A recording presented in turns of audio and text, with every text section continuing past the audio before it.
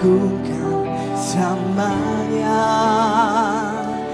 Ku mau memuji, ku selalu pujimu. Ku mau menyembahmu, ku selalu sembahmu. Kau yang layak terima semua pujian, kemuliaan hanya bagi Tuhan. Mari jemaat yang mengasihi Tuhan, berikan kemuliaan bagi nama Tuhan. Yesus, Kau sungguh baik. Yesus, namamu indah. Yesus, ku cinta Kau selalu. Ku tinggikan, ku agungkan samanya. Oh, Yesus, Kau sungguh baik. Yesus, namamu indah.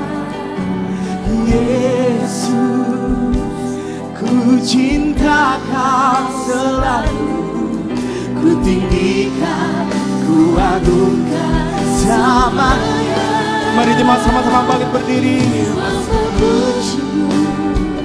Ku selalu pujimu, ku mau menyembahmu, ku selalu sembahmu. Kau yang layak terima semua pujian, kemuliaan hanya bagi kami. Mau memujimu, ku selalu pujimu, ku mau menyembahmu, ku selalu sembahmu.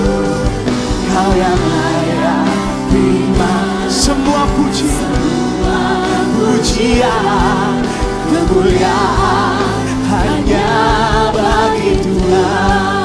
Mari angkat kedua kaki dan tinggikan Dia. Ku mau memujimu, ku selalu pujimu, ku mau menyembahmu, ku selalu sembahmu. Kau yang layak terima semua pujian, kemuliaan hanya kami memujimu,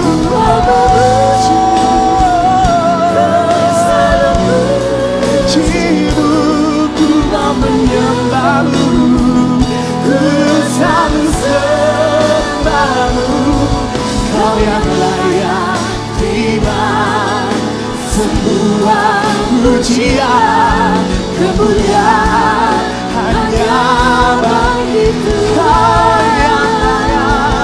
Kau yang layak terima semua pujian, kemuliaan hanya bagi Kau yang layak. Kau yang layak terima semua pujian, kemuliaan hanya bagi Tuhan.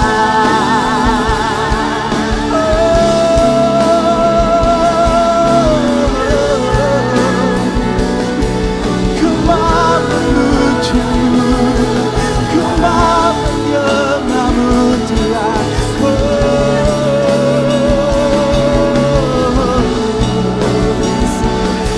Haleluya.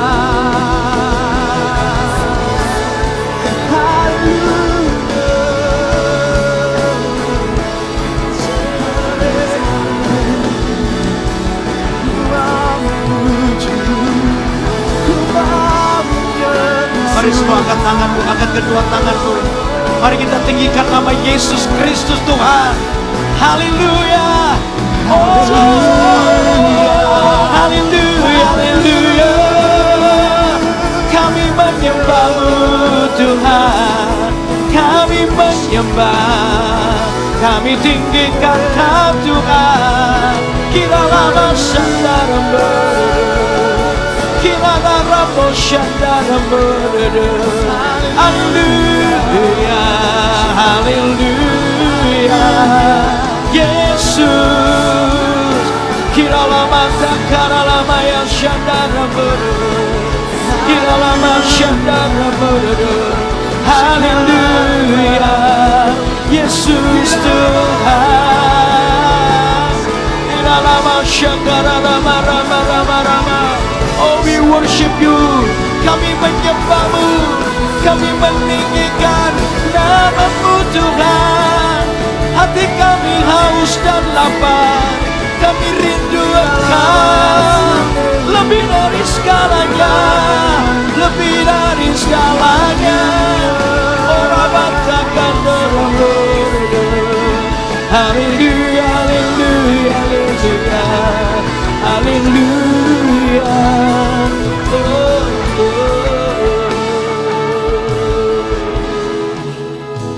Haleluya. Mari taruh tanganmu di dadamu, angkat tangan kananmu, katakan, ku mau memuji-Mu, ku selalu puji-Mu. Amin. Yes Lord. Ku selalu sembah-Mu, Kau yang layak terima semua pujian, kemuliaan hanya bagi Tuhan. Ku mau memuji-Mu, katakan ini, ku selalu puji-Mu, ku mau menyembah-Mu, ku selalu sembah-Mu, Kau yang layak terima semua pujian, kemuliaan hanya bagi Tuhan. Biar sekarang jemaat sendiri katakan, ku mau memuji. Katakan ini, ku selalu. Dalam apapun yang kami hadapi, Kau yang layak dipuji ya Tuhan. Kau yang layak terima semua pujian, kemuliaan hanya bagi Tuhan. Kemuliaan, kemuliaan hanya bagi Tuhan. Sekali lagi katakan, kemuliaan hanya bagi Tuhan. Haleluya, haleluya. Terima kasih Tuhan. Ini yang terus harus ada di hati kami, kekaguman kami dengan Engkau. Itu yang membuat kami terus rindu untuk terus memuji-Mu dalam apapun situasi hidup kami. Disiplin pujian itu terus harus ada di hidup kami. Kami memuji-Mu tidak tergantung dari keadaan. Apapun keadaan kami mau terus memuji-Mu. Dan dari situlah hidup kami boleh mengalami perubahan. Dari situlah kami boleh semakin mengenal Tuhan. Dan itu yang terus kami bawa di hidup kami. Terima kasih buat waktu yang indah ini. Kami serahkan seluruh kehidupan kami dalam tangan-Mu. Biar firman-Mu menuntun kami. Di dalam nama Yesus yang siap mendengarkan firman Tuhan. Katakan sama-sama, amin. Beri tepuk tangan dulu buat Allah yang besar. Haleluya, haleluya. Silakan duduk Bapak Ibu Saudara sekalian. Oke, shalom, shalom. Ya, senang bisa ketemu Anda kembali. Gimana kabarnya? Gimana kabarnya? Luar biasa. Ya, beberapa hari yang lalu saya kemarin baru pulang dari Samarinda dan bersama dengan Pastor Philip dan tim untuk mengadakan KKR di sana yang berjudul A Trip to Hell ya, sampai lupa saya. A Trip to Hell. Ya, KKR yang sudah 20 tahun diadakan menurut Pastor Philip, sudah 20 tahun dan kurang lebih berapa ya, sekitar 200.000 orang dimenangkan bagi Kristus lewat KKR ini. Wow. Ya.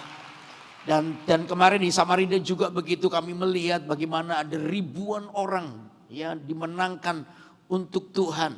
Waktu sementara ketika dicanangkan akan KKR di Samarinda, saya diberitahu dan kami sempat diskusi dengan tim dari Surabaya, gimana enaknya mau diadakan di mana ini, dan diusulkan untuk cari gedung yang terbesar ya, di indoor saja dulu. Ya udah, akhirnya saya cari gedung di sana bersama dengan gembala yang ada di Samarinda, dan ketemulah satu gedung yang paling gede di Samarinda ya, yang menampung sekitar 4.200 orang. Saya masih nggak terlalu yakin ini cukup nggak ya, melihat sejarah KKR ini selalu diikuti lebih daripada 5.000 orang. Waduh, cukup nggak ya ini? Akhirnya saya bikin aja untuk tahu yang mau ikut berapa, dan supaya lebih mudah nanti memfollow up-nya, kita buat pendaftaran aja. Jadi ikut KKR disuruh daftar. Dan betul saudara, 3 minggu sebelum pendaftaran ditutup atau sebelum waktunya, hari hanya sudah ada 4.000 orang yang daftar. Kurang dikit lagi. Seminggu sebelum KKR saya cek lagi sudah menembus angka 6.000 orang. Wow, sudah overflow ini, sudah nggak cukup ini. Lalu pas hari H ketika saya sampai bersama tim ke sana, saya tanya sampai hari ini sudah berapa? Sudah 8.300 orang yang daftar. Ya. Dan saya lihat begitu haus dan lapar orang datang ya, KKR jam 7, jam 3 sore sudah ini datang saudara. Saya itu banyak dari beberapa kota-kota kecil di daerah sekitar Samarinda itu, di Kalimantan Timur banyak yang datang dan berduyun-duyun, mereka datang hanya untuk mendengar, bukan hanya, ini adalah kehausan, kelaparan mereka mendengar Injil Kristus. Dan waktu KKR saudara, tempatnya betul-betul sudah gak cukup. Di set oleh dari tim Surabaya, diatur dari 4.000 menjadi 6.000. Ya gak tahu tuh kursinya dempet-dempetin sampai bisa nampung 6.000 orang. Itu pun juga nggak cukup karena yang datang lebih banyak. Yang daftar 8.300, belum yang go show, yang on the spot datang. Itu nggak tahu berapa juga. Akhirnya banyak terpaksa, banyak yang hilang atau pulang. Ini Pastor Philip juga, waduh lebih baik nggak dengar yang begini, dengar kayak ini sayang kan. Harusnya mereka bisa mendengar berita Injil, tapi ya sudah, tempatnya nggak cukup. Ya ada ribuan orang yang ada di gedung itu, di luar juga bahkan lebih lagi banyak yang berdiri, nggak punya tempat duduk nggak apa-apa. Saya dengar juga sampai ada beberapa dari mereka banyak yang satu bangku diisi orang 3 gitu kan, supaya saling berbagi begitu. Dan ketika altar call dinyatakan, ribuan orang maju ke depan untuk terima Yesus pada saat pertama kali mereka terima Tuhan. Lalu ya ditepuk tangan dulu. Lalu waktu mereka datang banyak yang mengalami kelepasan masalah. Ya nanti minggu depan Pastor Philip akan banyak cerita tentang laporan kemenangan. Ya saya minggu depan juga kitab Wahyu harap baca pasal berapa itu? Pasal 5 sampai dengan 8 ya. Itu banyaknya terjadi kelepasan masal, orang yang terikat dengan roh jahat dilepaskan. Wow, luar biasa. Dan hari itu tercatat, sekalipun tidak langsung semuanya karena ada beberapa orang yang harus izin orang tua, tapi nggak terlalu banyak. Ya tercatat 206 orang yang dibaptis malam itu. Ya. Belum lagi yang tadi pagi, hari ini karena Pastor Philip ada di Balikpapan, tadi pagi saya dengar saya belum dilapori jumlah, tapi saya lihat banyak orang yang mengambil keputusan dibaptis hari ini. Wow, Kalimantan penuh dengan kemuliaan Tuhan. Halo, amin saudara. Dan saya kasih laporan ini supaya jemaat yang tidak bisa hadir di sana, Anda tahu bahwa Tuhan sedang membawa gereja kita masuk di dalam yang namanya kebangunan rohani di pulau demi pulau. Ya karena kebetulan saya hari ini jadi gembalanya, gembala regional Kalimantan. Saya berikan laporan ketika saya maju ke sana dengan tim ke sana, sekalipun Anda tidak tahu, tapi Anda tahu hari ini kemenangan yang terjadi di Kalimantan adalah kemenangan kita. Amin. Saya setiap kali berangkat ke sana saya merasa tidak sendiri karena saya bersama dengan Anda yang mendoakan saya. Anda mendoakan saya? Pertanyaannya melas begini. Ya, doakan kami ya, tim-tim yang ada di Sumatera, Kalimantan, Sulawesi, mana lagi ya, Jawa Barat, Jawa Tengah, Jawa Timur, DKI Jakarta, mana lagi ya. Ada yang di Singapura, Pastor Moro dengan di Batam juga. Ya, itu saya semua kita yang ada di sana kami memberitakan Injil di situ. Dan kami tahu, kami selalu berkata, memang mungkin kita ada di sini termasuk nggak terlalu banyak, tapi kami tahu satu tim, ya ada kurang lebih 12 sampai 13 ribu orang di Surabaya lagi berdoa buat kami. Itu yang membuat ketika kami mengingat, kami tahu kami tidak pernah sendiri. Gak ada yang amin? Amin. Untuk itu saya mau ajak Anda untuk melihat laporan kemenangan sedikit aja dari Kalimantan. Nah, kita tahu visinya 2030, masih ingat kemarin berapa gereja yang dilahirkan? 300 gereja. Nah, Kalimantan komitmen akan kontribusi dari 300 itu sampai tahun 2030 kita akan melahirkan 60 gereja lokal di 60 kota di Kalimantan. Doakan kami supaya ini bisa terwujud. Saya sudah atur ya, tahun 2018 kita ada di 5 kota supaya saya kenalkan supaya Anda tahu ya. Pertama di Balikpapan, Samarinda, Banjarmasin, Pontianak dan Palangkaraya. Itu kita di tahun 2018 kita sudah punya 5. Nah, di tahun 2019 tahun kemarin ini ada 5 lagi dilahirkan, yaitu Tarakan, Tarakan, Banjarbaru, Sampit, Tenggarong dan Singkawang. Itu 5 kota. Nah, tahun ini doakan, ini belum pergi tapi doakan tahun ini mulai bulan depan saya sudah mulai keliling lagi untuk memberitakan Injil di mestinya 5 tapi muncul 1 kota. Ya, yang pertama itu nanti di Pangkalan Bun, ada teman-teman Pangkalan Bun di sini. Ya, kalau ada yang perlu jemaat atau keluarga Anda yang belum bertobat, kasih nama ke saya, nanti saya yang ke sana ya. Anda pakai saya untuk memberitakan Injil. Ya, itu Pangkalan Bun, lalu kan lupa banyak ya. Pangkalan Bun, Berau, Bontang, Sintang, dan Tanjung Selor, itu 5 kota. Nah, seharusnya 5 kota, tiba-tiba muncul 1 kota yang namanya Penajam. Anda pernah tahu Penajam? Penajam nggak tahu? Nggak tahu Penajam? Calon ibu kota nanti 5 tahun lagi, itu namanya Penajam. Itu masih di desa-desa. Tapi puji Tuhan hari ini Tuhan bukakan kami masuk ke sana. Hari ini ada 2 CG di situ. Ya, kita doakan. Penajam akan kita rilis tahun ini, akan berdiri gereja kita Mawar Syarul di Penajam. Nanti ketika jadi ibu kota, wow, Penajam akan jadi kota yang luar biasa. Ya, banyak orang kuliah ke sana. Ditanya dari mana? Jakarta, dari mana? Surabaya. Oh, itu daerah ya, gitu saudara ya. Oh, jadi sombong sana jadinya nanti. Nah, kita lihat dulu kesaksian apa yang terjadi di Kalimantan. Oke, kita lihat dulu di film ini.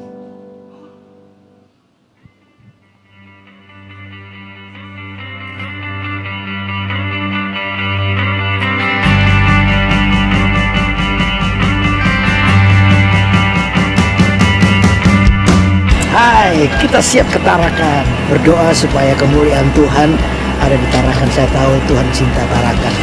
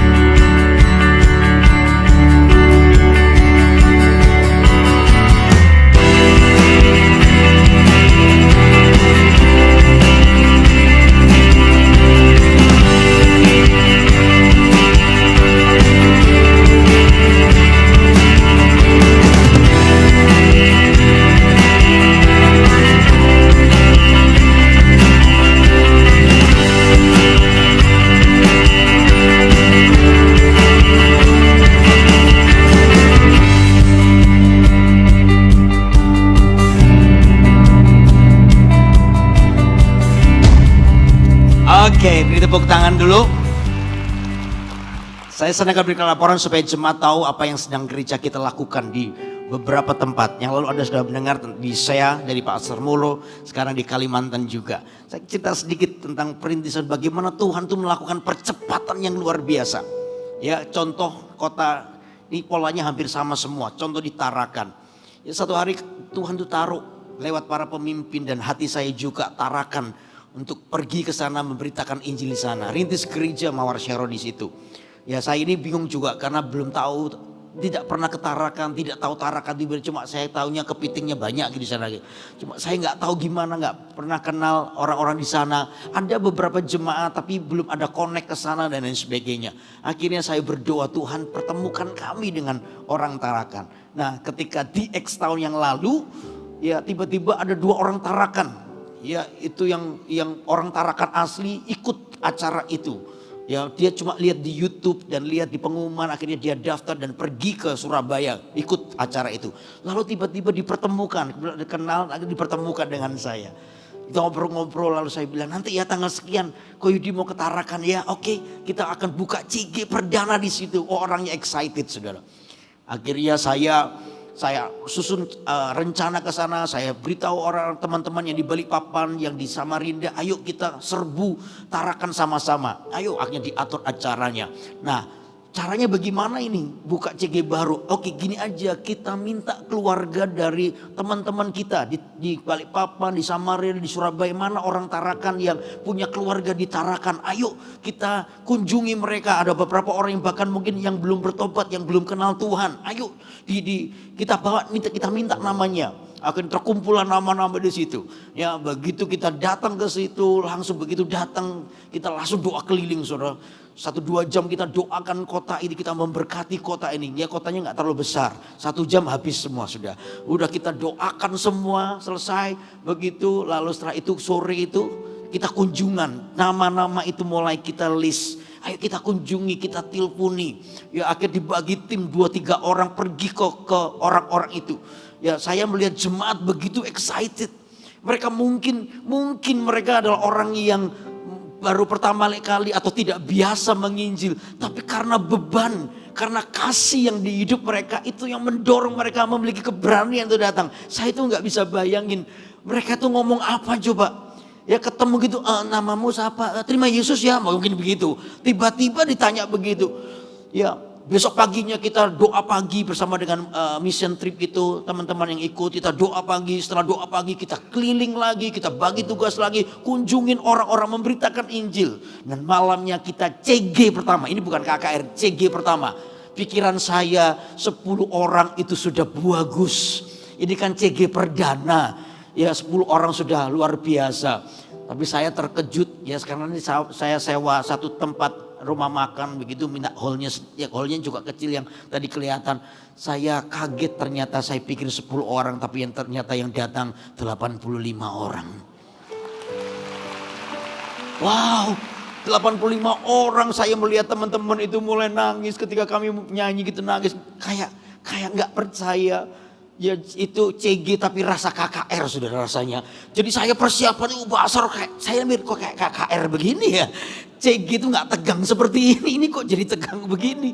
Jadi akhirnya saya khotbah si tantang, dan dari 85 ini kami ketemu 6 orang yang kami muridkan tiap minggu. Memang akhirnya tiap minggu saya bagi, saya kadang gembalanya dari Balikpapan datang ke sana, dari Samarinda saya atur coachnya dari Balikpapan datang, saya atur sedemikian rupa sampai tiap minggu harus ada kunjungan, memuridkan dan lain sebagainya. Persis 2 bulan lahirlah gereja Mawar Sharon di sana.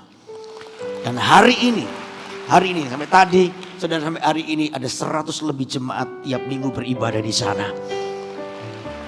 Doakan, belum ada gembalanya, juga belum ada full timernya. Jadi Anda bisa bayangin gereja ini berdiri tanpa gembala, tanpa full timer. Tapi volunteernya, jemaatnya luar biasa militan. Sehingga semua bisa berjalan dengan baik. Dan saya percaya Tarakan ini akan bertumbuh besar. Amin. Amin. Nanti bulan depan saya pergi ke Pangkalan Bun. Dengan metode yang sama. Saya mau kumpulkan jemaat, saya akan menginjil di sana. Dan saya percaya juga Tuhan akan melakukan percepatan. Amin. Dan sampai kita akan lihat Kalimantan penuh dengan kemuliaan Tuhan. Ya, doakan kami terus sampai saya minta 60 gereja akan berdiri. Tahun ini ada 6 gereja lagi, jadi total kita ada 16 gereja. Sekarang sudah 10 gereja, kurang tambah 6 tahun ini, maka 16 gereja akan berdiri di tahun 2020. Sampai nanti 2030 akan muncul 60 gereja. Dan Tuhan pasti memberkati kita semua. Beri tepuk tangan buat Allah yang besar. Oke, nah sekarang kita akan masuk di dalam khotbah. Tadi saya kasih laporan buat jemaat supaya jemaat tahu apa yang sedang kita lakukan di depan ini. Oke, nah saudara, sepanjang hari ini saya berdoa untuk menyampaikan firman Tuhan buat Anda. Ya, minggu yang lalu kita setelah belajar kitab Wahyu, hidup maksimal tiap hari. Dengan Pastor Philip mengajar banyak hal. Dan hari ini juga saya tidak mau memutus itu. Saya dukung sedikit dari supaya jemaat juga semangat. Bahwa kita ini harus hidup maksimal tiap hari. Amin. Minggu depan kita akan belajar lagi kitab Wahyu. Tetap haus dan lapar. Saya percaya Tuhan pasti memberkati kita. Waktu saya mempersiapkan khotbah ini, saya berdoa, Tuhan, apa yang harus saya sampaikan. Tiba-tiba Tuhan kasih 2 kata dalam kehidupan saya. Ya, 2 kata itu adalah nih, berani berubah. Katakan berani berubah. Dare to change. Berani untuk berubah. Karena karena begini, perubahan itu adalah keputusan. Katakan perubahan adalah keputusan. 2, 3. Perubahan itu adalah keputusan. Tuhan itu selalu begini. Bagi Tuhan menawarkan untuk kita berubah itu selalu ada. Lewat proses, lewat apapun, Tuhan itu kepingin hidup kita mengalami perubahan. Tapi perubahan itu sendiri adalah sebuah keputusan. Keputusan siapa? Anda dan saya. Bagaimana hidup kita ini harus terus menjadi maksimal tiap hari. Dan kesempatan itu selalu ada. Makanya mulai pagi, mungkin dikeluarkan tema-temanya. Mulai pagi saya sampaikan ini. Yang pertama, kehendak Tuhan itu di atas segalanya. Ya, lalu tidak kupertahankan hidupku tadi yang kedua. Lalu yang tadi barusan berjalan dalam hikmat Tuhan. Yang terakhir ini adalah berkat di dalam perubahan. Ternyata di dalam perubahan Anda itu ada berkat tersendiri. Katakan amin. Karena Tuhan itu ingin membuat kita itu mengalami perubahan. Perubahan kemana? Ke arah Kristus. Tiap kali kita beribadah selalu ada goal yang akan dicapai. Saudara, beribadah ini bukan karena sebuah hari Minggu aja. Harus ke gereja, no. Anda harus punya goal, punya target, punya tujuan. Ketika Anda beribadah, apa yang terjadi? Coba buka Alkitab kita di dalam Roma pasal 12 ayat 1 dan 2. Roma pasal 12 ayat 1 dan 2. Saya bicaranya agak kecepatan? Enggak ya? Halo? Saudara mengerti omongan saya ya? Enggak kecepatan ya. Kalau saya kecepatan itu waktu dulu lahir saya keburu-buru soalnya. Jadi agak kecepatan terus. Roma pasal 12 ayat 1 dan 2. Oke? Nah, saya bacakan. Karena itu saudara-saudara, demi kemurahan Allah, aku menasihatkan kamu supaya kamu mempersembahkan tubuhmu sebagai persembahan yang hidup, yang kudus, dan yang berkenan kepada Allah. Itu adalah apa? Ibadahmu yang sejati. Oh, ternyata Tuhan itu ingin kita itu dalam ibadah kita disebut ibadah yang sejati. Waktu yang lalu saya pernah jelaskan ini. Ibadah yang sejati. Sampai level apa ibadah kita? Ibadah kita harus sampai level dikatakan mempersembahkan tubuh kita. Mata kita, telinga kita, mulut ucapan kita, sikap hati kita. Itu bicara soal tubuh kita. Mempersembahkan tubuh kita sebagai persembahan yang hidup, yang kudus, dan yang berkenan kepada Allah. Jadi tiap kali ibadah, target hidup kita adalah perubahan. Katakan perubahan. Saya harus mempersembahkan tubuh sebagai persembahan yang hidup. Tadi saya habis khotbah di ibadah siang. Saya banyak dapat WA dari jemaat yang mendengar ini. Ya, semua bilang thank you Pak buat sermonnya, terima kasih. Tapi ada beberapa yang cerita, Pak saya mengalami apa yang Pak Yudi katakan. Dan ketika mendengar khotbah ini saya seperti diteguhkan. Ya, saya harus melakukan ini. Saya harus berubah di area ini. Saya harus berubah di area itu. Waktu saya mendengar report dari jemaat itu, saya senang sekali. Karena jemaat ternyata ibadahnya bukan biasa. Ibadah bukan datang ibadah tiap minggu. No. Tapi ketika beribadah itu ada goal. Ketika Anda mendengarkan firman Allah, maka izinkan Tuhan untuk mengubah hidup kita. Katakan amin.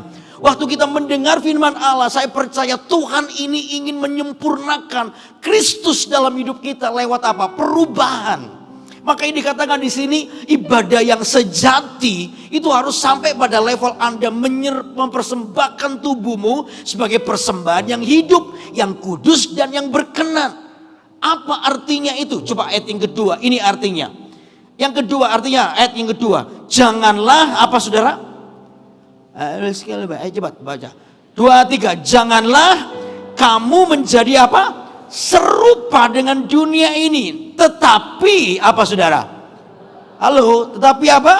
Berubahlah oleh pembaharuan budimu sehingga kamu dapat membedakan mana kehendak Allah, apa yang baik, yang berkenan kepada Allah dan yang apa? Sempurna. Ternyata Tuhan bilang begini, dalam ibadahmu yang sejati itu kamu supaya mendapatkan sebuah perubahan. Di dalam hidup kita tidak lagi sama dengan dunia. Berarti waktu kita berubah, waktu kita beribadah dan kita berubah, yang dilucuti dalam hidup kita adalah prinsip duniawi digantikan prinsip surgawi. Katakan amin. Prinsip surgawi itu yang menguasai hidup kita, cara berpikir, pola berpikir. Makanya sejak pagi tadi saya banyak bicara kepada jemaat tentang pola pikir yang berubah. Contoh tadi pagi saya bilang tentang doa. Ya, dalam ayat yang dibacakan dia kata kami memiliki keberanian. Coba baca dulu ayatnya ya, coba baca ya, sebentar aja. Ini contoh aja. Prinsip kebenaran. Coba di 1 Yohanes pasal 5. 1 Yohanes pasal 5 ayat 14. Dikatakan begini, 1 Yohanes 5 ayat 14, dan inilah keberanian percaya kita kepadanya, yaitu bahwa ia mengabulkan doa kita jikalau kita meminta sesuatu kepadanya menurut apa? Kehendaknya.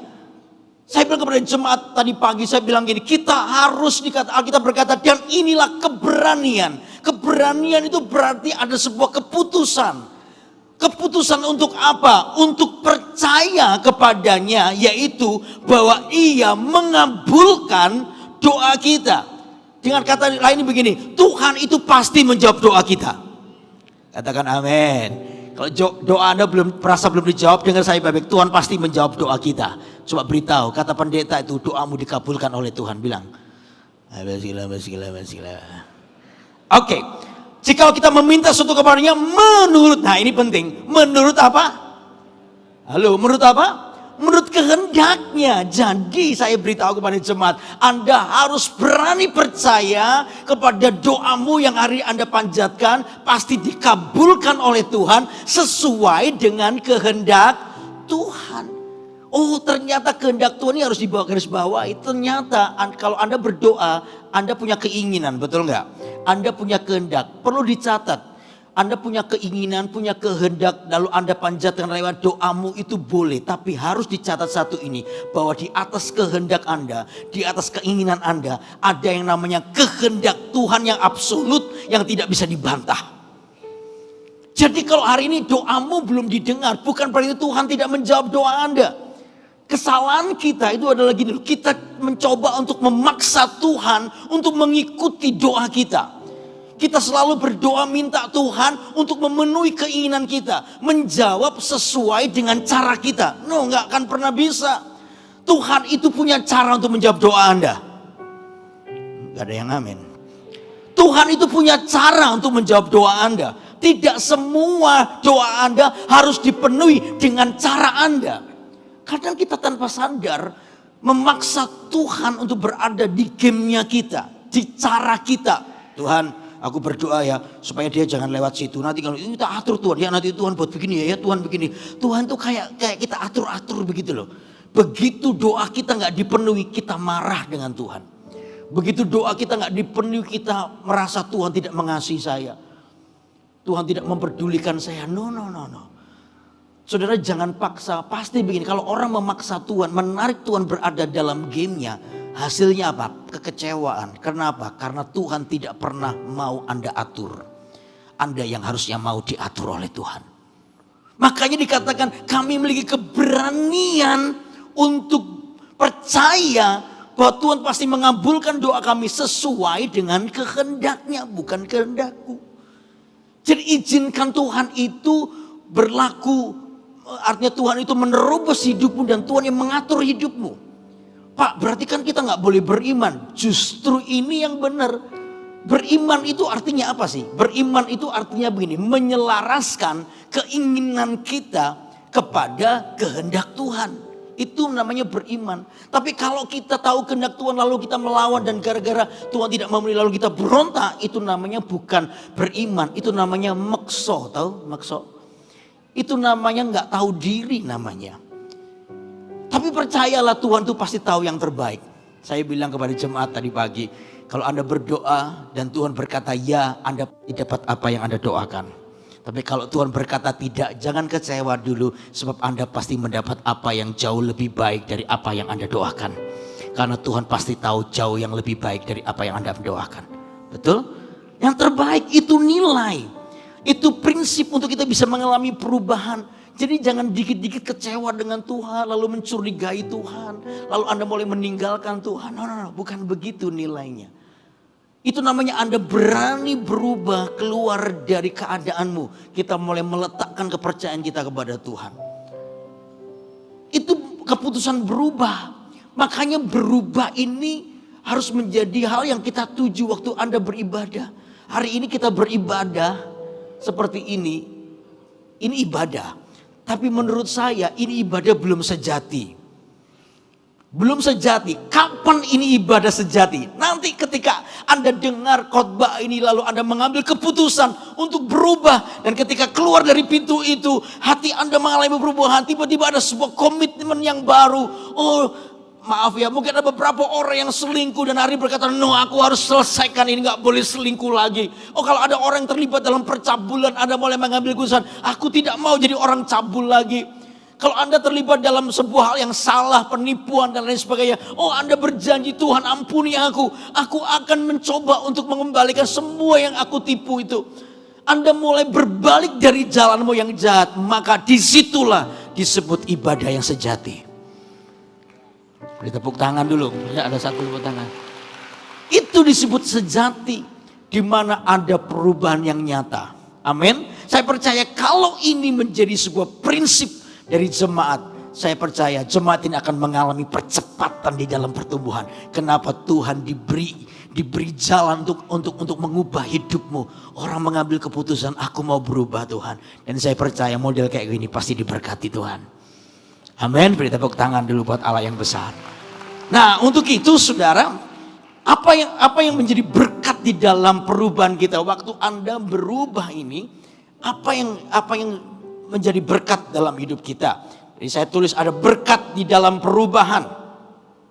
Ya, berkat di dalam perubahan. Coba buka Filipi pasal 3. Filipi pasal 3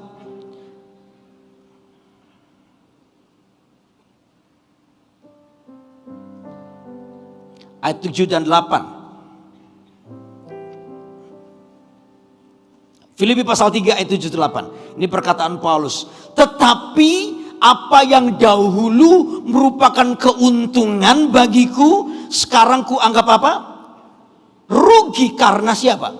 Kristus. Malahan segala sesuatu ku anggap rugi karena pengenalan akan Kristus Yesus Tuhanku lebih mulia daripada semuanya itu. Oleh karena dialah aku telah melepaskan semuanya itu dan menganggapnya sampah supaya aku apa? Memperoleh Kristus. Ini adalah sebuah pernyataan pertobatan dari seorang yang namanya Paulus. Paulus berkata gini, dulu itu ku anggap untung, sesuatu yang berkesan di hati, dulu sesuatu yang luar biasa, tapi hari ini apa yang dulu ku anggap keuntungan ku anggap sampah. Karena mengenal Kristus itu jauh lebih mulia. Katakan mengenal Kristus jauh lebih mulia. 2, 3. Mengenal Kristus itu jauh lebih mulia. Sehingga dari situlah kita ini bisa berjumpa dengan kuasa kebangkitan Tuhan. Ketika kita memutuskan seperti Paulus, aku mau berubah. Dulu ini keuntungan bagiku. Anda tahu siapa Paulus? Paulus ini seorang pertama, dia adalah seorang Sanhedrin, salah satu dari Sanhedrin. Sanhedrin ini satu tim yang secara agamawi ini punya kedudukan tinggi.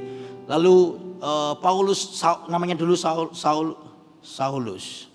Saulus ini salah satu murid daripada guru besar namanya Gamaliel. Dia cukup dihormati. Apalagi yang ketiga, Saulus ini diberi mandat untuk mengejar-ngejar orang Kristen, menganiaya. Jadi Saulus ini sangat ditakuti, saudara.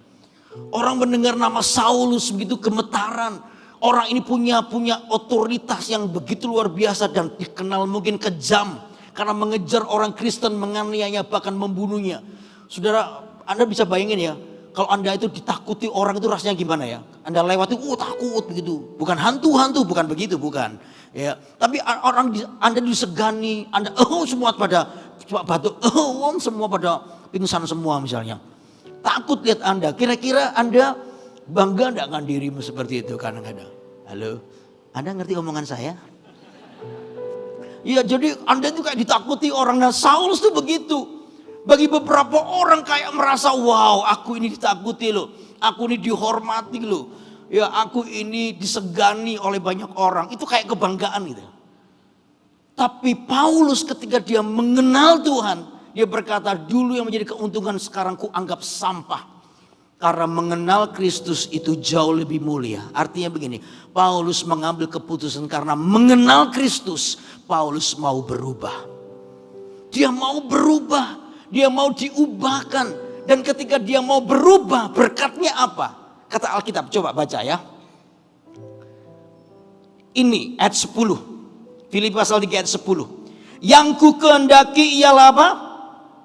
Mengenal dia dan kuasa kebangkitannya dan persekutuan dalam penderitaannya, di mana aku menjadi serupa dengan dia dalam kematiannya, supaya aku akhirnya beroleh kebangkitan dari antara orang mati. Bukan seolah-olah aku telah memperoleh hal ini atau telah sempurna, melainkan aku mengejarnya. Bicara soal aku mengejarnya, itu berarti sebuah keputusan. Lihat, perubahan itu adalah keputusan. 2, 3. Nah, ulangnya agak keras sedikit. Perubahan adalah keputusan. 2, 3.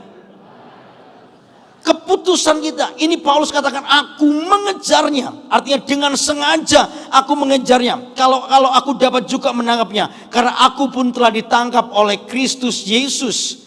Paulus ingin mengalami kuasa kebangkitan. Dengan sengaja dia mengejar. Dengan sengaja dia memutuskan untuk hidupnya berubah. Dan saya percaya waktu Anda mengambil keputusan untuk berubah, detik Anda mengalami itu, saya percaya detik itu juga kuasa kebangkitan Kristus ada padamu. Tidak ada yang mustahil bagi Tuhan. Akan terjadi sebuah pemulihan di dalam hidupmu sendiri. Orang berkata, susah ya Pak ikut Tuhan. Saya nggak bisa, susah nanti tunggu saya baik. Nggak akan pernah, saudara. Tapi ketika Anda mengambil keputusan, saya mau berubah. Anda mengalami yang namanya kebangkitan Kristus dalam hidupmu. Dan kebangkitan Kristus dalam hidupmu itu yang akan memampukan kita berjalan dalam kebenaran. Halo, amin. Waktu yang lalu ada seorang datang kepada saya, pengusaha. Datang kepada saya. Dia nangis-nangis karena usahanya lagi mengalami kebangkrutan yang luar biasa.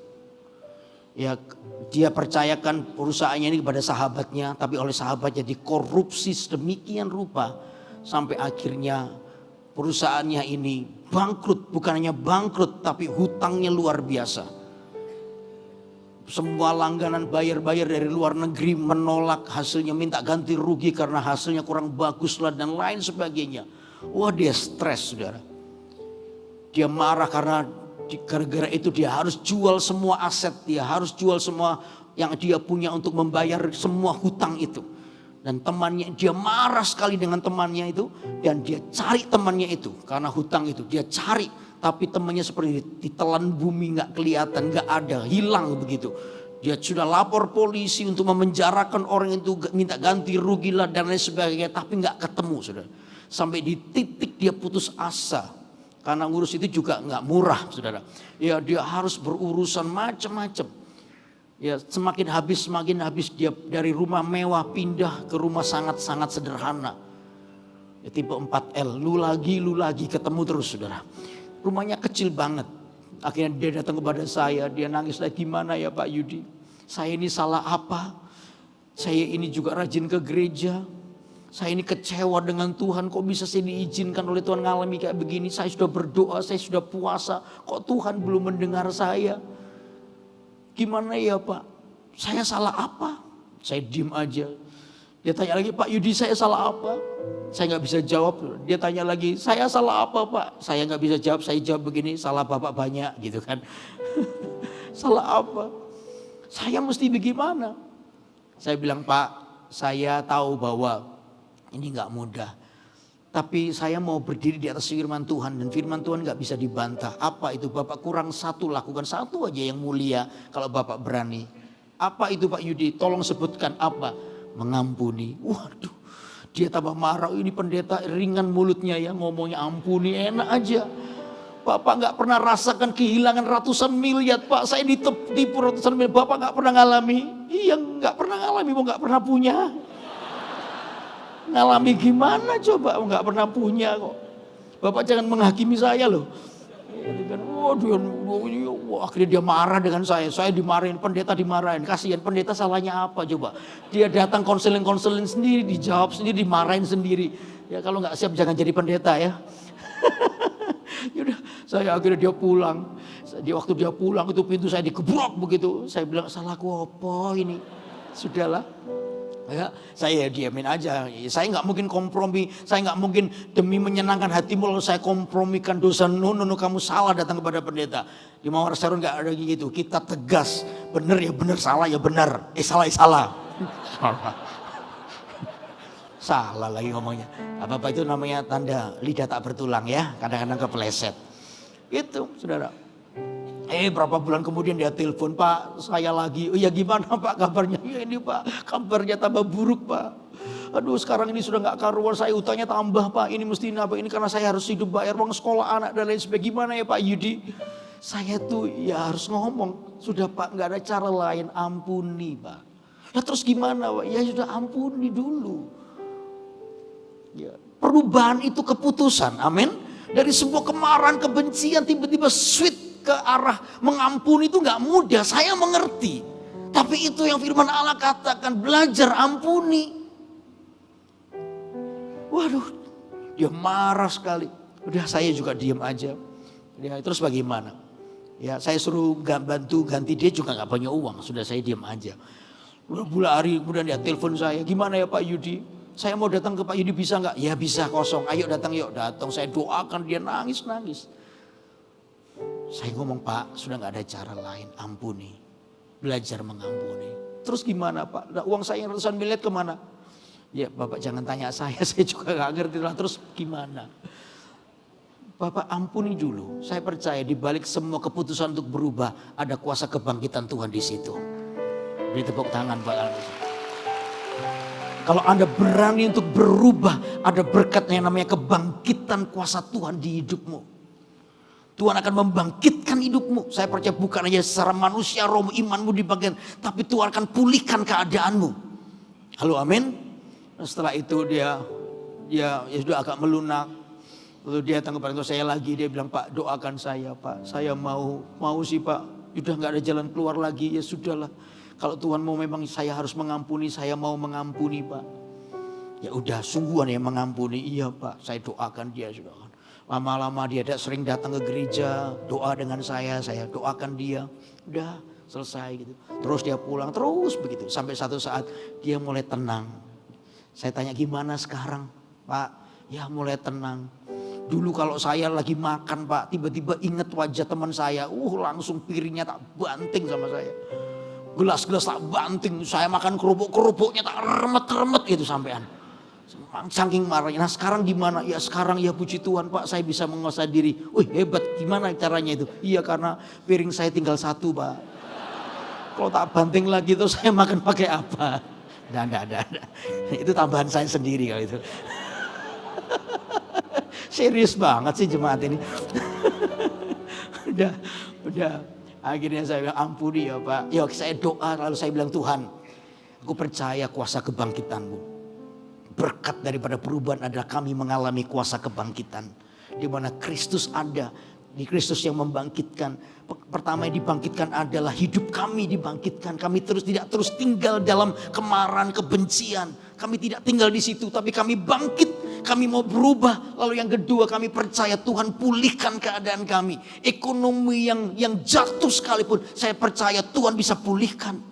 Karena Tuhan menemukan sebuah tempat untuk menjadi tempat berkat. Tuhan tuh punya alasan untuk memberkati kita. Apa itu? Perubahan hidup kita. Halo, amin. Akhirnya tiba-tiba terjadi mujizat pertama. Dia ketemu dengan teman lamanya yang ternyata seorang yang punya kedudukan tinggi di sebuah bank. Lalu dia cerita keadaannya. Temannya ini mau bantu, saudara. Akhirnya berhubungan dengan surat macam-macam diurus. Saya nggak tahu gimana caranya. Tiba-tiba pokoknya dapat kucuran dana. Wih, senang sekali dapat kucuran dana. Ya. Dia senang sekali, akhirnya dia mulai bangun pabriknya pelan-pelan. Lalu yang lebih hebat lagi, bayar-bayar yang dari luar negeri tiba-tiba telepon. Kamu buat barang ini masih buat enggak? Masih, tapi aku sekarang stop sementara karena enggak ada dananya.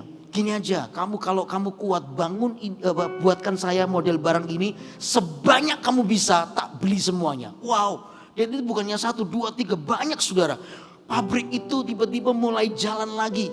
Ya, dia panggil semua pegawainya lalu mulai pabrik itu jalan lagi pelan-pelan mulai kirim lagi ke luar negeri. Ada suntikan dana dari bank itu jalan terus dan mulai terus meningkat. Sampai satu hari bapak ini lagi ngurus sesuatu kucuran dana berikutnya dari bank itu, lagi di bank itu tanda tangan sesuatu, tiba-tiba sementara dia tangan pintu bank itu terbuka. Dan begitu dia lihat, saudara, ternyata yang muncul adalah temannya yang korupsi uangnya ratusan miliar itu. Muncul, iya gitu kan. Dia kaget. Lu, kamu selama bertahun-tahun tak cari, sekarang muncul. Dicari gak ketemu, gak dicari malah muncul sendiri. Lu gitu. Ini jemaat kaget, yang sana jauh lebih kaget lagi. Waduh, ketemuan rek. Sudah iya ketemu gitu. Udah gak bisa lari, saudara. Waduh, ini jemaat, ini gemetaran. Dia ingat omongan saya. Ya, Tuhan itu sedang pulihkan kamu. Pilihanmu, kalau kamu mau berubah, maka kamu akan mengalami berkat rohani. Apa itu? Kuasa kebangkitan Kristus ada dalam hidupmu. Dia ingat itu. Wah, tapi dia ragu, perasaan marah juga muncul tiba-tiba. Kemarahan tiba-tiba muncul. Dia dihadapkan 2 pilihan, dikasih shalom. Halo shalom atau syandal kan gitu kan. Sama-sama sianya. Shalom sama syandal gitu kan. Waduh, dia ada pilihan begitu, tapi dia mengambil keputusan, aku mau hidup dalam kuasa kebangkitan Tuhan. Tuhan pasti membangkitkan hidupku. Dia berdiri, saudara, dia datangi temannya itu lalu kasih tangan, shalom. Tuhan memberkati. Yang sana, oh ya puji Tuhan. Ternyata Kristen. Kristen hati-hati ya, Kristen jangan keseretan, betul? Ini gitu akhirnya dia tinggal, sudah selesai itu dia tinggal, dia pulang, dia cerita, dia masuk ke kamarnya, dia berlutut di situ. Tuhan, aku dipunya alasan loh, marah, tampar dia, pukul dia, aku dipunya alasan. Tapi aku telah mengambil keputusan untuk mengalami perubahan. Beri tepuk tangan buat Allah kita. Aku telah mengambil keputusan untuk aku berubah. Dan ketika aku berubah, maka berkat yang pertama adalah muncul apa? Kuasa kebangkitan Kristus di dalam hidupku. Bukan hanya secara rohani aku mengalahkan kedaginganku sendiri. Tapi aku percaya Tuhan pulihkan ekonomiku. Tuhan pulihkan segalanya di hidupku. Memberi kesempatan buat Allah bekerja dan melakukan pembalasan. Kata Alkitab, pembalasan itu haknya Tuhan. Katakan amin. Ketika Anda mengambil pembalasan itu, Anda sudah kehilangan kemuliaan Tuhan. Makanya persembahkan itu kepada Tuhan. Beri yang terbaik buat Tuhan. Beri kesempatan kepada Tuhan. Maka tadi siang saya bilang mengalah kepada jemaat yang kebaktian jam kedua, jam 10. Saya bilang jemaat mengalah itu indah. Ada jemaat, pendeta ini ngomongnya enak banget ya. Mengalah itu indah. Mengalah itu berarti memberikan kesempatan Allah memberkatimu. Dan Allah melakukan pertanggungjawabnya. Yaitu apa? Pembalasan itu haknya Tuhan, bukan Anda. Amin. Tuhan memberkati kita. Dia nangis di kamarnya. Dia bilang, Tuhan thank you. Gak apa-apa Tuhan, sudah aku merelakan. Toh hari ini juga Tuhan mulai pulihkan. Belum sempurna, tapi Tuhan mulai pulihkan hidup saya. Sudah gak apa-apa. Udah saudara. Akhirnya satu saat berapa bulan kemudian dia telepon saya, Pak Yudi. kapan bisa punya waktu Pak, doakan pabrik saya sudah jadi. Oh iya boleh kapan, sekian oke. Akhirnya saya datang sama dia, doain pabriknya cukup gede saudara. Selesai doakan gitu, duduk di kantor, dia bilang, Pak masih kuat? Tuh kuat, apalagi kalau makan masih kuat saya. Kenapa? Kenapa ini Pak, pabrik sebelah lagi? Ada pabrik lagi? Ada Pak sebelah, ayo doa kalau gede juga saudara. Duduk lagi, dia bilang masih kuat lagi. Kok banyak banget pabrikmu di mana? Sebelah lagi lebih kecil tapi itu juga produksi Pak. Oh ya saya doakan lagi. Saya bilang begini, waktu kamu yang lalu tidak ada masalah, pabrikmu cuma satu. Tapi ketika kamu mau berubah, lewat proses yang ada, pabrikmu hari ini 3. Tuhan memulihkan keadaan. Halo amin. Saya khotbah begini kok kelihatannya gampang. Ini susah saudara, saya mengerti. Anda pernah berkata, enak pendeta ini kalau cerita enteng mulutnya. Coba kalau yang Bapak ngalami itu pasti berat. Iya memang. Saya bilang ini berat. Nggak mudah memang. Tapi ketika, maka tadi saya bilang perubahan itu adalah keputusan. Katakan keputusan. Saya memutuskannya untuk saya mengalami perubahan. Dan ketika Anda mengalami itu, saya percaya berkat yang pertama adalah kuasa kebangkitan Kristus ada padamu. Amin. Itu yang pertama. Kurang 4 menit. Yang kedua coba. Yang kedua apa? Yang kedua, berkat yang kedua adalah Anda menang atas perasaanmu sendiri. Wow, ini penting. Coba betul ya. Yang kedua apa? Coba dikeluarkan. Oh. Jadi jawaban bagi orang lain. Oke, ini skip dulu. Mana lagi? Oke, ya sudah, berarti semua tinggalkan. Berarti poinnya berbeda berarti ya. Yang kedua adalah nggak cocok. Ini namanya khotbah ngeflow ya ini saudara. Nggak cocok. Gak apa-apa ya, berkat yang kedua ya, gak apa-apa ya. Ayo tinggalkan, coba ganti foto saya aja. Iya, oke. Yang kedua, berkat yang kedua adalah ini. Anda menang atas perasaanmu sendiri. Kenapa ini saya sebut Anda menang, mengalami kemenangan dengan perasaanmu sendiri? Kenapa? Karena gini saudara, tanpa sadar hidup kita ini dikuasai oleh perasaan. Perasaan kita ini kadang mendominasi. Dan perasaan yang paling menguasai kita waktu kita mengalami masalah itu adalah ini loh. Yang saya sebut dengan roh yatim piatu.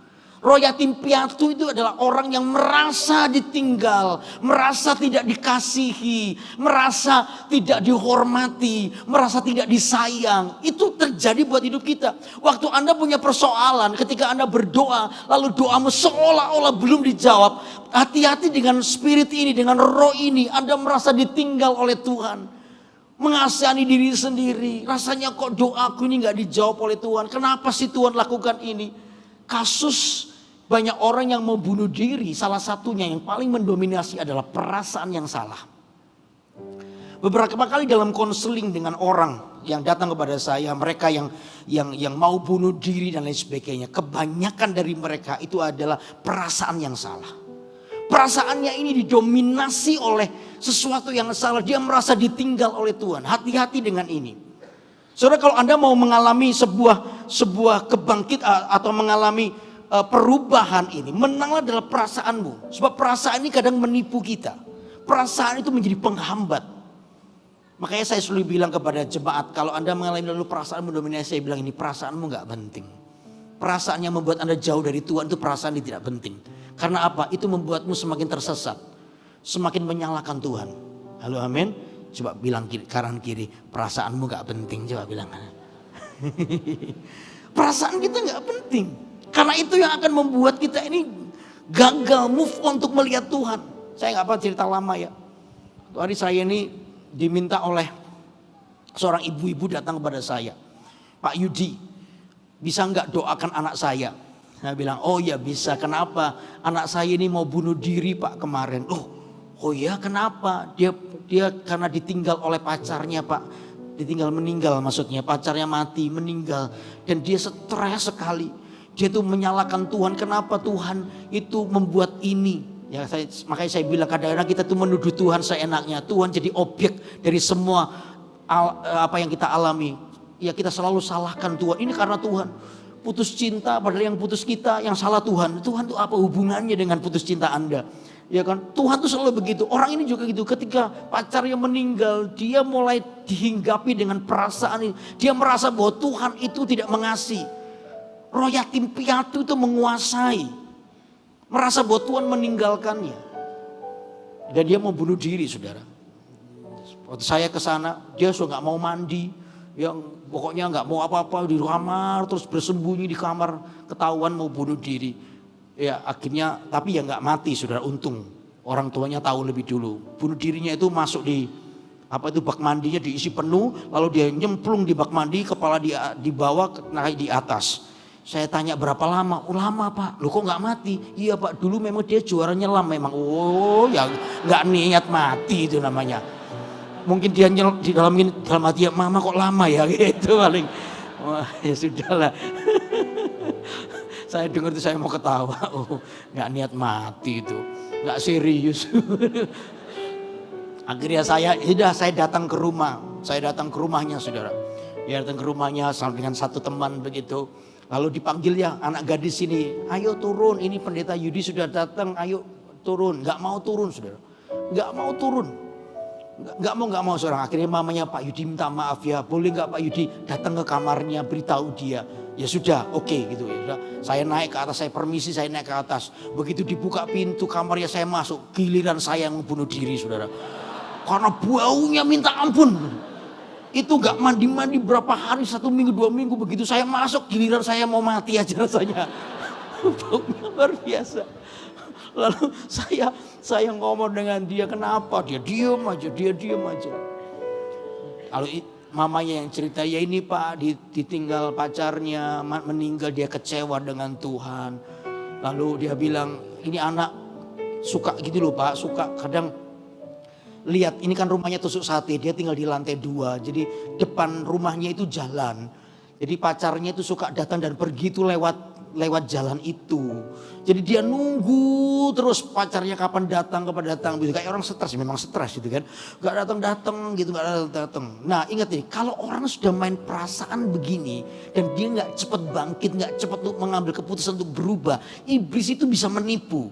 Ini awalnya dia mau bunuh diri itu disitu, perasaannya dikuasai, baper, terus terlibat dalam masalah yang dialami lebih dalam lagi. Iblis itu datang, Anda tahu datangnya lewat apa? Lewat lagu, saudara.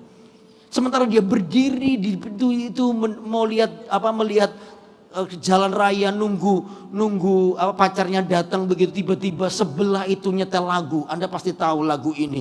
Haruskah ku pergi, tinggalkan dunia agar aku dapat berjumpa denganmu. Anda tahu lagu itu? Masa nggak tahu? Anda tahu lagu itu? Tahu, pasti tahu. Saya aja tahu. Nyanyi lagu itu lagunya dulu Krisya, pasti nyanyikan lagi sama Noah Peter Pan. Nah, sudahlah pokoknya itu ya. Harga tinggalkan dunia. Tahu nggak saudara? Lagu itu ngajak apa? Haruskah ku pergi, tinggalkan dunia agar aku dapat berjumpa denganmu. Ngajak apa? Mati. Haruskah ku pergi, tinggalkan dunia. Waktu dia dengar gitu, oh bener, amin. Amin. Oh iya ini. Perasaannya terlibat di dalamnya. Lalu dia berusaha untuk, apalagi dia baper, iblis itu menipu dengan itu. Makanya hati-hati ya. Hati-hati dengan lagu-lagu yang bahaya. Banyak lagu-lagu yang bahasa Indonesia atau bahasa Inggris itu yang bahaya kata-katanya. Saya ini seneng solmisasinya ya. Nadanya saya, tapi kata-katanya itu bahaya. Ya ada lagu ini, jika ku mati, kamu juga mati. Oh apa ini? Lagu balas dendam itu loh. Saat saya pernah dari Sidoarjo, habis doa malam pulang di jalan tol sendirian, saya ini lagi cari lagu rohani gitu loh. Saya nyalain radio di mobil saya, muncul intro. Saya nggak ngerti lagu apa, intronya manis banget. Tak tunggu-tunggu, wih lagu apa ya kok enak gini nadanya banget. Lalu mulai nyanyi, aku menunggumu, menunggu apa? Tahu enggak kata selanjutnya begini, mati di depanku, tak matiin langsung. Waduh, ini lagu apa ini? Ini lagu dendam kesumat ini, betul gak? Nunggu orang mati, hati-hati kalau Anda kepahitan denger lagu itu, kon awas tak tunggu temenan matimu kapan, gitu kan? Ini bahaya, saudara. Perasaannya ada di situ. Ada satu lagi gak apa ya lagu ya lagi. Anda pasti tahu lagu ini, lagunya keren, lagunya ini. Aku terjatuh dan tak bisa, pasti tahu. Ayo, tahu apa enggak? Aku terjatuh dan tak bisa bangkit lagi. Judulnya The Losor itu. Aku tenggelam dalam lautan luka dalam. Itu judulnya Amsyong. Luka dalam. Bayangin ada orang stres, tertekan, perasaannya ikut dalam persoalannya, duduk di ruang pojokan lalu denger lagu ini. Aku terjatuh dan tak bisa bangkit lagi. Itu rata dengan tanah sungguhan itu. Perasaannya gitu, hati-hati dengan ini. Lagu-lagu ini bahaya. Ayo, daripada itu dengerin GMS Live.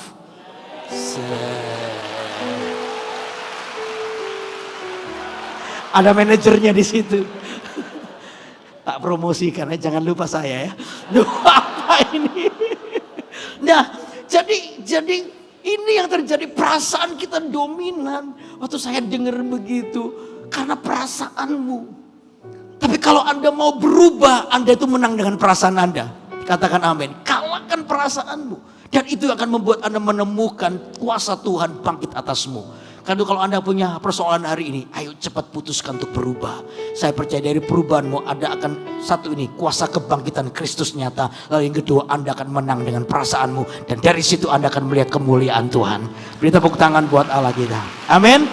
Semua bangkit berdiri, ayo jabat tangan beri kanan, tangan kanan kiri, katakan begini, perasaanmu gak penting, coba beritahu. Oke, beri tepuk tangan sekali lagi buat Allah yang besar. Haleluya. Haleluya. Nyanyikan lagu ini. Pulihkan hatiku dengan kasih-Mu. Amin. Katakan nyanyi dengan imanmu.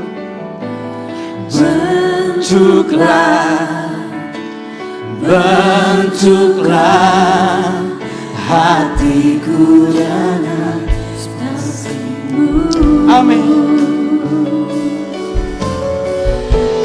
Kekudusan-Mu memenuhiku. Tuhan, ini rinduku. Tuhan, ini rinduku.